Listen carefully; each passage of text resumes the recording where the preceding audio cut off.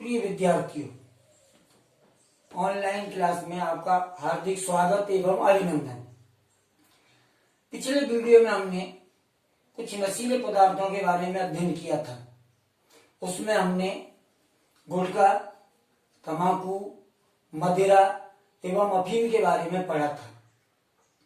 इसके अलावा भी कुछ नशीले पदार्थ होते हैं, जैसे कोकीन, भांग, हशीश, LSD। इसका पूरा नाम है लाइसर्जिक एसिड डाइइथाइल एमाइड। ये सभी पदार्थ मादक पदार्थ अर्थात नशीले पदार्थों के रूप में उपयोग में लाए जाते हैं। आजकल युवा इन पदार्थों का बड़े पैमाने पर उपयोग करते हैं या इनके चंगुल में फंस जाते हैं, जिसके कारण उनका परिवार से विच्छेदन, उनकी मानसिक और शारीरिक स्थिति कमजोर हो जाती है तथा उनकी अपराध प्रवृत्ति बढ़ जाती है।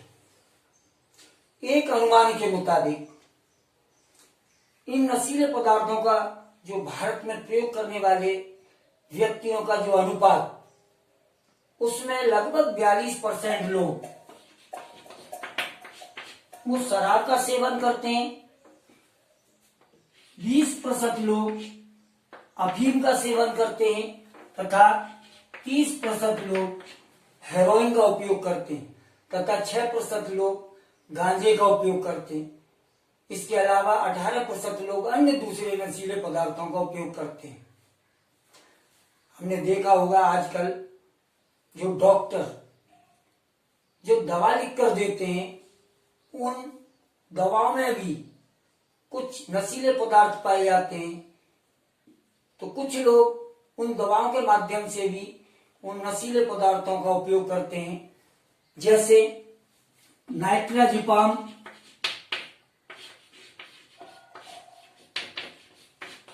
डाइजिपाम, मार्फीन आदि पदार्थ। ये दवा के रूप में कुछ लोग इन पदार्थों का उपयोग करते हैं। स्मैक का उपयोग भी आजकल बड़े पैमाने पर किया जाता है। हमने देखा होगा गुजरात, राजस्थान, मध्य प्रदेश, उत्तर प्रदेश आदि में अफीम का प्रचलन बहुत अधिक है। हेरोइन जो पूर्वोत्तर राज्य, उसमें लोग हेरोइन का इंजेक्शन लेते हैं। आजकल जो गरीब बच्चे अधिकतर वो नशीले पदार्थों का जल्दी से शिकार हो जाते हैं, अर्थात इसके चंगुल में फंस जाते हैं। वह नशे के रूप में एसीटोन, कुछ पेट्रोल या अन्य पदार्थों का उपयोग करते हैं।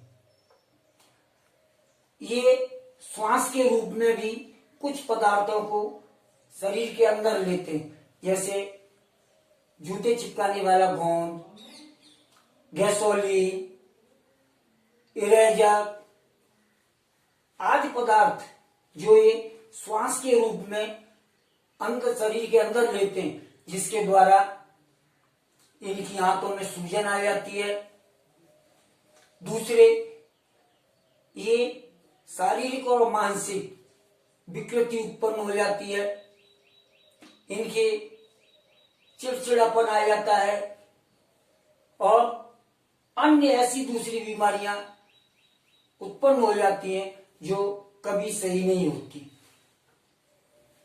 अब हम आगे पदार्थों में मिलावट, उसके बारे में अध्ययन करेंगे।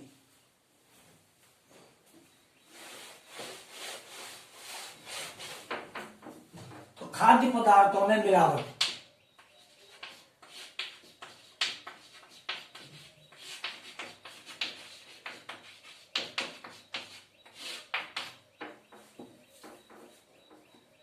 तो हम जानते हैं आजकल जन सामान्य की ये धारणा बनती जा रही है कि आजकल बाजार में बिकने वाली जितनी भी चीजें, उन सभी चीजों में मिलावट की जाती है। और वास्तविक उनकी ये चिंता स्वाभाविक भी है, क्योंकि आजकल हम बाजार से जितनी भी चीजें खरीदते हैं उसमें किसी न किसी रूप में मिलावट अवश्य होती है। एक अनुमान के मुताबिक बाजार में मिलने वाली जितनी भी वस्तुओं में लगभग 30 से 40% तक मिलावट पाई जाती है।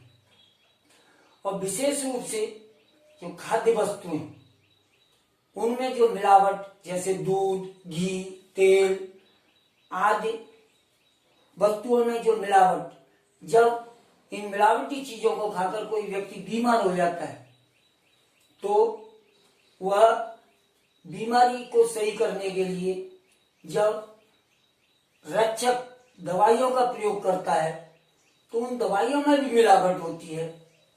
यह एक बहुत गंभीर समस्या है। तो आजकल हमारे भारत में अधिकतर वस्तुओं में जो मिलावट उसकी भरमार हो गई है। अगर हम उदाहरण के तौर पर देखें तो आजकल जो शीतल पेय पदार्थ जैसे कोल्ड ड्रिंक्स,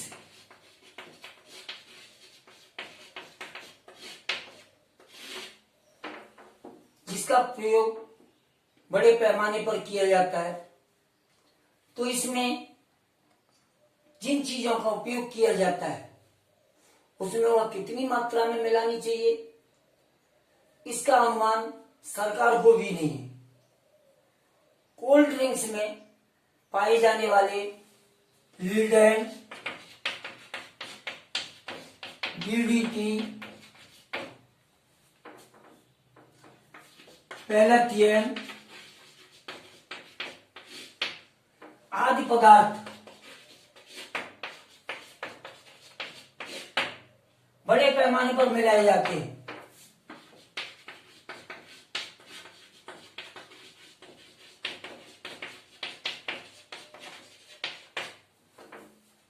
तो इनके कारण स्नायु, कैंसर, प्रजनन संबंधी समस्या तथा जो प्रतिरक्षा तंत्र उसमें खराबी उत्पन्न हो जाती है। कोल्ड ड्रिंक्स जो आजकल हम विभिन्न प्रकार की कोल्ड ड्रिंक्स के बारे में हम जानते हैं, तो उसका हमारे शरीर पर क्या दुष्परिणाम होता है। तो नंबर 1, जो कोल्ड ड्रिंक्स, इसमें फास्फोरिक अम्ल मिलाया जाता है जो सीधा हमारे दांतों पर असर करता है और इसमें लोहे को गलाने की भी क्षमता होती है। दूसरा, इसमें एथिलीन ग्लाइकोल पाया जाता है जो पानी को 0 डिग्री तक नहीं जमने देता, अर्थात इसे हम मीठा जहर कहते हैं। तीसरा, कोल्ड ड्रिंक्स में बोरिक, बेंजोइक अम्ल तथा एर्थोबिक पदार्थ मिलाया जाता है जो पेट में अम्लता को बढ़ा देता है, जिससे दिमाग में सनसनी होना, पेट में जलन होना, हड्डियां उनका कमजोर होना, इस प्रकार की समस्याएं उत्पन्न हो जाती हैं। चौथा, इसमें 0.4% सीसा मिलाया जाता है, अर्थात 0.4% जो सीसा अर्थात कांच मिलाया जाता है, जिसके द्वारा हमारे गुर्दे, मस्तिष्क आदि के ऊपर प्रभाव पड़ता है। 5वां बिंदु हमारा कि इसमें कैफीन नामक पदार्थ पाया जाता है जो सिर दर्द एवं अनिद्रा उसके लिए उत्तरदायी होता है। इसके अलावा आजकल जो भी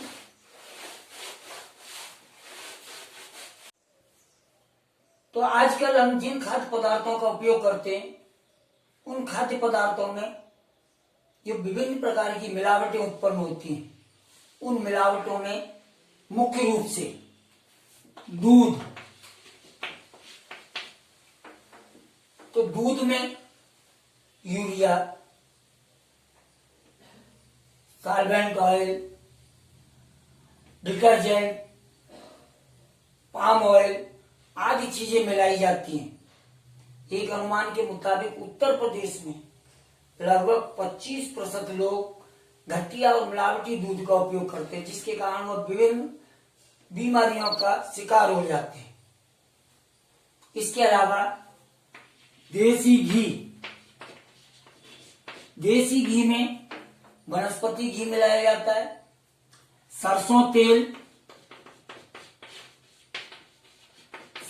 तेल में सस्ता पाम ऑयल या कुछ आर्जिमोन, जिसे हम सत्यानाशी के बीज कहते हैं, उनका तेल मिला दिया जाता है।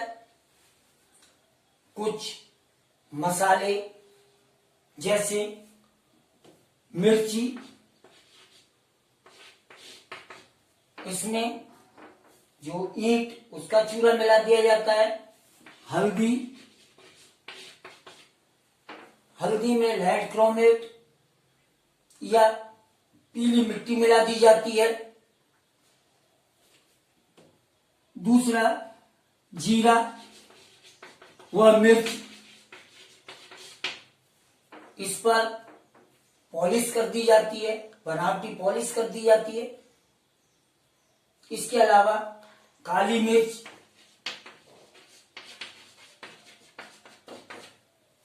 इसमें पपीते के बीज मिला दिए जाते हैं। तो फल और सब्जियों में चटक रंग लाने के लिए इंजेक्शन लगाए जाते हैं तथा फल और सब्जियों को ताजा दिखाने के लिए लेड एवं कॉपर उसका छिड़काव किया जाता है। गोभी, उसको ताजा दिखाने के लिए उस पर silver nitrate, AgNO3 silver nitrate,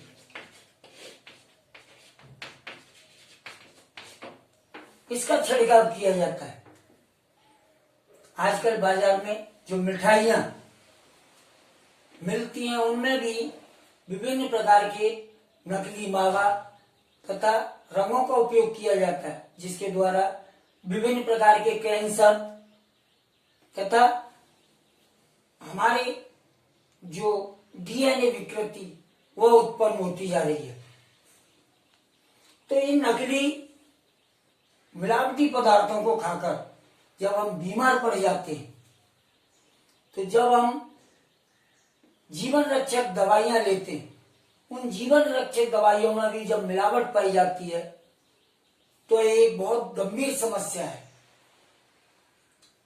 जो दवाइयां विनिमय एक गठित समिति मार्शेलकर समिति बनाई गई थी, उस मार्शेलकर समिति ने दवाइयों में मिलावट करने वालों को मृत्युदंड देने का उसकी सरकार से विनती की थी कि जो दवाइयों में मिलावट करते हैं उनको मृत्युदंड मिलना चाहिए। तो वैसे तो जो मिलावटी वस्तुएं, जो मिलावट करने वाले मुनाफाखोर, इनके लिए एक 1954 में कानून बनाया गया था। उस कानून का नाम था खाद्य अल्प मिश्रण निषेध अधिनियम। ये कानून मिलावटखोरों को सजा दिलाने के लिए था, परंतु यह कानून अधिक प्रभावी नहीं हुआ, क्योंकि मिलावटखोर एक बार पकड़े जाने के बाद पुनः छूट कर आते हैं और पुनः उसी धंधे में लग जाते हैं। दूसरा कारण हमारी कछुआ चाल से चलती हुई कानूनी प्रक्रिया।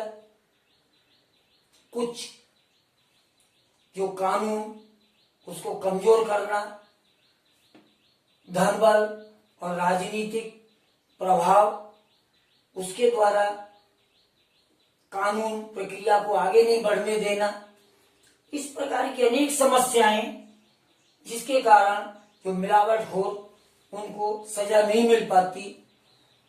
अगर सरकार पूरी तरह से दृढ़ संकल्प कर ले कि जो मिलावट करने वाले उनको एक दंड मिलना चाहिए, तो ऐसी कोई बात नहीं कि मिलावटखोर पुनः मिलावट के धंधे में शामिल हो सके।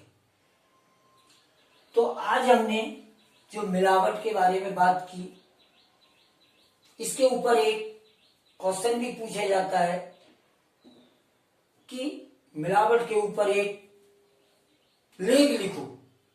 अगर हमें लेख लिखने के लिए कहा जाए तो हम इन सभी वस्तुओं के बारे में उसमें अपना लेख लिख सकते हैं।